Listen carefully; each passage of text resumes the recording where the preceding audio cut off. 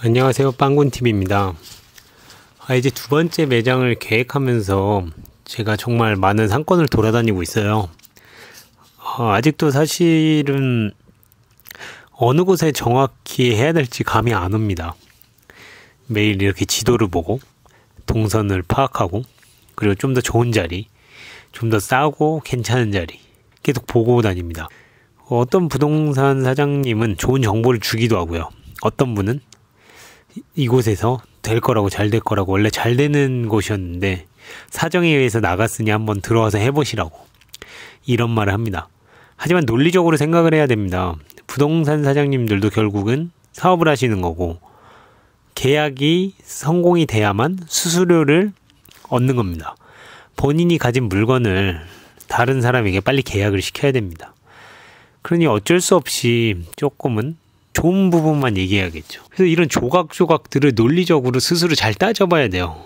그리고 웬만해선 저기는 그래도 장사를 못해서 망했구나, 이런 곳을 선점해야 됩니다.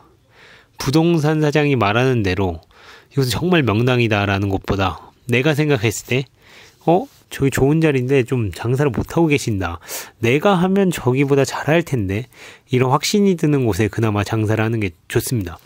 그 두 번째는, 몫은 어쩔 수 없어요. 결정이 될 거죠. 어떻게든 그곳에서 헤쳐나가는 방법이에요.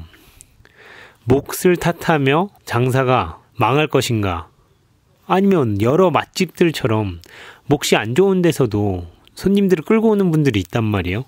그런 분들을 왜 잘 되는지 가서 공부를 해서 배워서, 아니면 변화를 계속 내 매장에 주면서 손님을 끌고 올까, 그것은 본인의 선택입니다. 잘 되는 몫에서도 망하는 사람이 있고요, 안 되는 장소에서도 반드시 해내는 사람이 있습니다. 학벌이 좋아서 성공한 사람도 물론 있지만, 학벌이 나쁨에도 불구하고 성공한 사람이 있습니다. 물론 논리적으로 학벌이 좋으면 성공하기가 더 쉽겠죠. 그럴 수밖에 없는 사회 구조입니다. 하지만 저희는 한 가지는 의심해 봐야 됩니다. 학벌 때문에 성공하지 못한다고 생각하는 내 자신의 그 생각이 정말 나를 실패하게 하는 거 아닐까, 스스로 생각해 봐야 됩니다. 정말 많은 사람들이 나도 모르게 편안하게 핑계를 만들어냅니다. 핑계를 만들어서 그곳에 게으름을 숨깁니다. 이 게으름이란 것은 새로운 거에 도전하지 않으려는 거예요. 난 이래서 안 돼, 저래서 안 돼, 요래서 안 돼. 내가 공부만 잘했으면, 내가 키가 좀만 컸으면, 내가 외모가 좋았으면, 그때 이럴걸, 저럴걸. 이렇게 저는 사실은 이렇게 후회하고 있는 게 제일 두려워요, 세상에서. 새벽마다 한 번도 빠짐없이 나가는 이유는, 새벽에 알람이 울렸을 때 내가 잠시 끄고 잠을 잤을 때 후회할 내 자신의 미래가 현실이 될 거라는 걸 전 알고 있거든요. 후회하고 있는 제 자신이 미래가 기다리고 있는데, 그 상태를 만들기 싫어서 저는 알람을 끄고 새벽에 나가는 겁니다. 지금 많은 자영업자분들이 힘들어하시고, 이 불경기도 불경기지만 사실 이 세상이 정말 변하고 있다는 사실입니다. 한 가지만 계속 고집해 갖고는 정말 되지 않습니다. 빵으로 따지면 정말 발효종만 고집하면 매출이 오르지 않고요. 그렇다고 너무 구색만 이렇게 얄팍하게 맞춰서 커피만 팔려고 하면 재방문이 오지 않습니다. 어느 정도 노력을 하고 소비자가 좋아하는 걸 계속 늘려가야 됩니다. 디저트도 해야 되고요, 빵도 해야 되고, 음료도 팔아야 됩니다. 그리고 조금의 발효종도 해야 되고요, 샌드위치도 해야 됩니다. 그래야 매출이 탄탄해집니다. 그것 또한 롱런하진 못할 거예요. 제가 느끼기엔 2-3년 후엔 또 변화를 거듭해야 될 겁니다. 정말 제 매장을 2년 동안 정말 빠른 카메라를 돌리면 여러분들이 깜짝 놀랄 수도 있어요. 제가 얼마나 많이 테이블 위치며 디스플레이 냉장고 위치며 메뉴며 그것을 계속 바꿔왔는지 알 겁니다. 저는 카레도 팔아봤고요, 피자도 팔아봤고, 각종 샌드위치도 종류도 계속 바꿨습니다. 포스기를 저번에 찍어보니까 1년에 시도한 메뉴가 200 몇십 개가 되더라고요. 그만큼 했다 말았다 한 것이 많습니다. 일단 하시기 전에 제가 충고드릴 거는, 너무 큰 장비를 미리 구입하고 하지 말라는 겁니다. 일단은 조금 만들어서 해보세요. 뭐 한 5개, 6개 팔아보고 반응을 보세요. 그리고 정말 잘 될 것 같고 확신이 들 때 장비 투자를 하시라는 겁니다. 사실 장비 하나 200~300만 원 한번 투자해서 한번 해보자 라는 기대감은 크고 설레는 건 정말 긍정적인 거예요, 사업에. 하지만 생각보다 뚜껑을 열었을 때 소비자의 반응은 그렇게 빠르게 오지 않을 거예요. 그리고 그 장비의 손익분기점에 오는 거는 생각보다 오래 걸릴 겁니다. 최소 1년은 걸릴 거예요.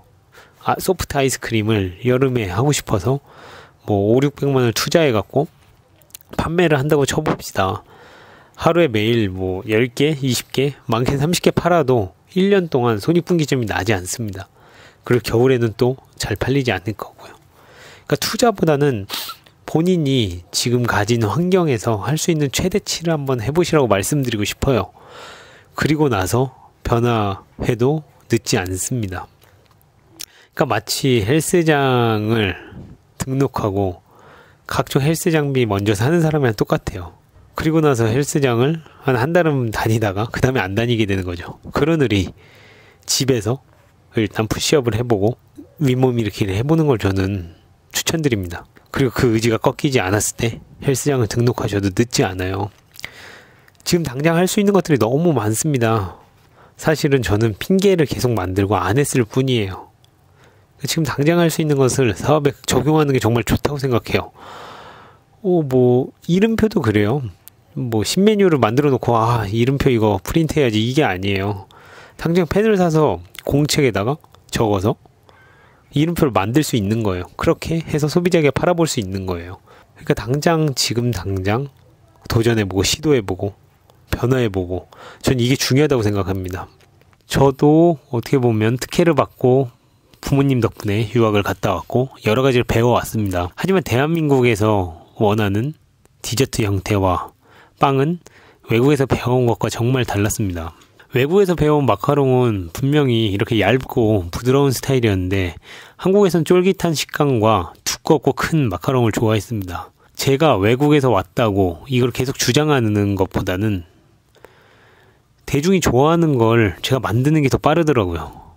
소비자만 변한 게 아니에요. 사실은 언제부터 저희가 이렇게 스마트폰 시대가 됐습니까? 이제는 유치원생까지도 스마트폰을 봅니다. 말 못하는 아이들까지도 스마트폰으로 아이를 달래는 시대가 오고 있습니다. 저 역시도 스마트폰을 쓰고 있습니다. 소비자도 변화하고 있습니다. 매장도 계속 변화해야 됩니다. 지금 또 2~3년 후에는 또 어떤 메뉴를 팔고 있을지 모릅니다. 하지만 그 변화가 어떻게 보면 두근거려야 됩니다. 그러지 않다면 사업은 사업이 아닌 정말 자영업, 내가 나 자신을 그냥 고용해서 그곳에 갇혀서 평생 일하는 사람밖에 되지 않을 거라고 생각합니다. 이제 장인이란 말은 한 가지를 계속 고집하고 그것만 계속 주구장창 외치는 사람이 장인인 시대는 저는 아니라고 생각합니다. 이제 정말 장인은 내가 가진 노하우, 기술을 현재 트렌드, 시대의 흐름을 읽고 그곳에 녹여내는 것이 정말 장인이 되는 시대가 왔다고 생각을 하니 여러분 모두 조그만 도전, 지금 당장 할 수 있는 변화를 하면서 사업의 재미를 느껴가면서 사업을 하길 추천드립니다. 감사합니다. 댓글 달아주시고 좋아요 눌러주시는 분들 때문에 많은 힘을 얻고 저도 용기를 얻습니다. 감사합니다.